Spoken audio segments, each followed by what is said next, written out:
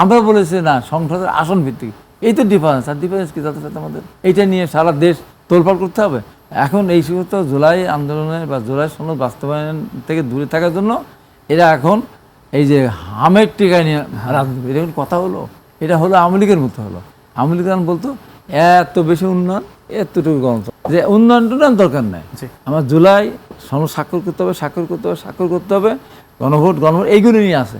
আমি তুমি অকটেন কিছু কথা দোকানদার কোথায় পেলো?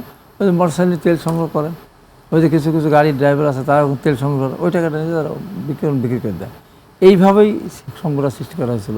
তেলের দাম যখন বৃদ্ধি করে দিল, এখন লাইন কমে গেছে না, এমনকি লোডশেডিংও কমে গেছে।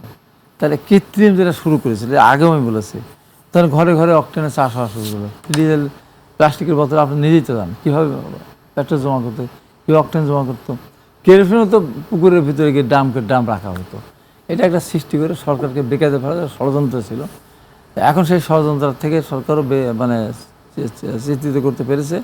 এখন গাড়ির লাইনও নেই, এখন লোডশেডিংও তেমন নেই।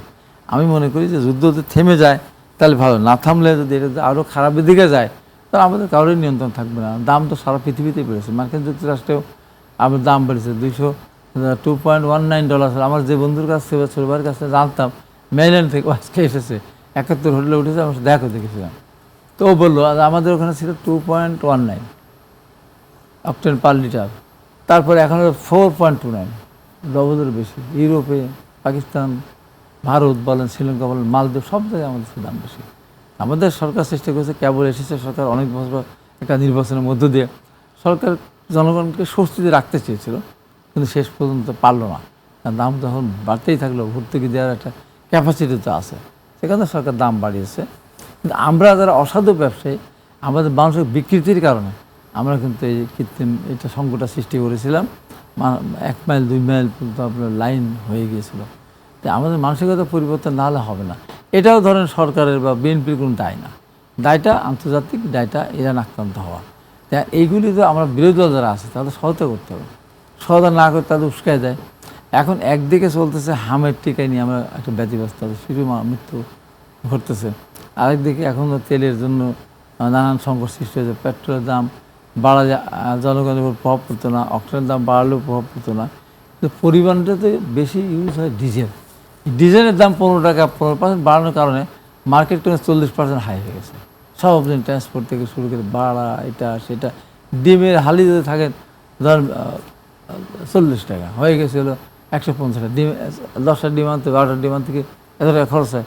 ডাব যেটা 140 টাকা বিক্রি 160 টাকা। এটা তো নিয়ন্ত্রণ করার দায়িত্ব সরকারের। এইটা এইসব এই মাঠে আপনি কী নিয়ন্ত্রণ করবেন? এই মাঠে কী নিয়ন্ত্রণ করবেন আপনি? নিয়ন্ত্রণ কতগুলো জায়গা থাকে নিয়ন্ত্রণ করা, সব তো নিয়ন্ত্রণ করা যায় না। ডাব বিক্রেতা, সে একটা ফুটপাতে ডাব বিক্রি করে, সেখানে সে এসে বললো যে না আমি 100 তেলের দাম বাড়ছে, আমি 160 টাকা বিক্রি করি। খেলে খান, না খেয়ে না খান, আবার খাওয়ার পর খাবে না। বাড়লো ডিজেলের দাম আবার তারপর ভোজ্য তেলের দাম বাড়লো কেন বলতো?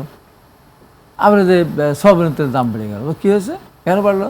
দাম বাড়লো, কিন্তু সেই জবাব তো আপনারাই দিবেন। তখন বলে কি না আমরা তো নিয়ন্ত্রণ করার চেষ্টা করি, তার বলে কি যে আমাদের ট্রান্সফার বাড়ছে, তো ওই 5 লিটারে কয় টাকা বাড়ছে।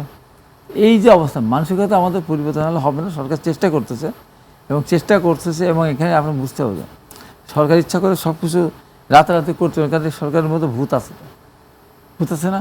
আবার চিন্তা করেন দেশটা কোথায়, এখনো কি সরকারের মধ্যে ভূত আছে? ভূত থাকবে না কেন? এই যে প্রশাসনে যারা আছে তারা কারা? রক্ত মাংস কি?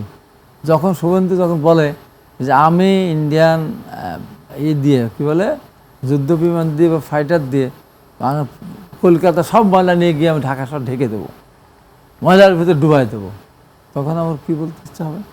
যখন বলে যে আমি শেখ হাসিনাকে নিয়ে এয়ারপোর্টে নিয়ে যাবো, কে ঠেকায় দেখি? এইরকম একটা সংকটময় অবস্থা। এই অবস্থার মধ্য দিয়ে আমাদের বিরোধী দল যারা আছেন তারা 7 জায়গায় তারা প্রোগ্রাম দিয়ে তারা কী করতেছে যে জুলাই সনদ বাস্তবায়ন করতে হবে, হানা ভোট এরিয়া বাস্তবায়ন করতে হবে। আমরা বলেই যাচ্ছি যে আমরা এটা করবো। আমাদের দলের চেয়ারম্যান অর্থাৎ প্রধানমন্ত্রীরা বলেছেন, যারা এটা বলে সারা বাংলাদেশের বিভিন্ন অবিশ্বাসের জায়গাটা সৃষ্টি হচ্ছে কেন?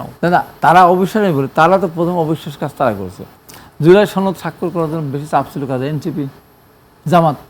যেদিন জুলাই সনদের তারিখ নির্ধারণ হয়ে গেল, একদিন এনসিপি জামাত বললো আমরা স্বাক্ষর করবো না। তারপর তো জামাত স্বাক্ষর করলো, এনসিপি বলে ওরা আমাদের সাথে বিশ্বাসঘাতকতা করেছে, রাগ করে চলে গেল কক্সবাজার বেড়াতে। আসার পর তারা স্বাক্ষর করেনি, তো ইলেকশনের পরে করেছে, তার কিছু কথাবার্তা বলে করেছে। জামাত স্বাক্ষর করলো, পরে কী ছিল জোরের সনদে, যে 5% নারীদেরকে সংসদ সদস্য পদে মনোনয়ন দিবে, দিয়েছে? 1% দেয়নি। টোটালি তো জোড়া সংসদ প্রতারণা করলো, 1%। তারপরে শেষ করে তারপরে ছিল কি, যে সংসদে যারা যাবে, বিরোধী দল যারা থাকবে, কে যাবে তখন তো নির্ধারিত ছিল না।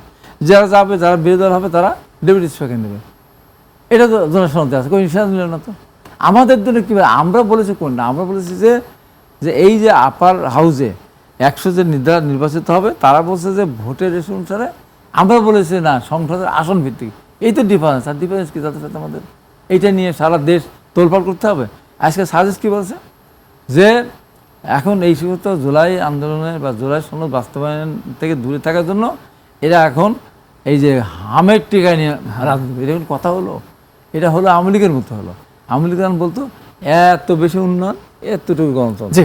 এদের অবস্থা হয়েছে যে উন্নয়ন টুন্নয়ন দরকার নেই, আমার জুলাই সনদ স্বাক্ষর করতে হবে, গণভোট এইগুলো নিয়ে আছে। আমরা তো বলছি যে আমরা এগুলো করবো, তার অবিশ্বাসে কি আছে?